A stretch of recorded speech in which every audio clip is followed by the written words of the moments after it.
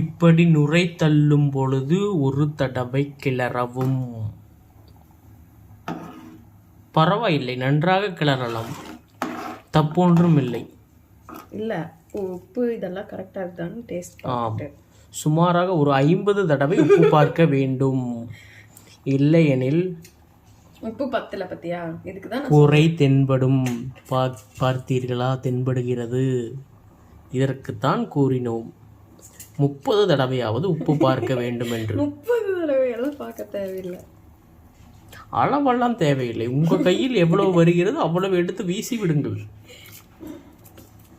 யாருக்குமே இந்த அளவுக்கு தான் உப்பு போடுறதுனால தெரியாது, சரியா? ஒவ்வொருத்தவங்க உப்பு கம்மியாக சாப்பிடுவாங்க, ஒருத்தவங்க உப்பு அதிகமாக சாப்பிடுவாங்க. நாங்கள் உப்பு எவ்வளவு என்றே தெரியாமல் சாப்பிடுவோம். கொல்ல போறோம்.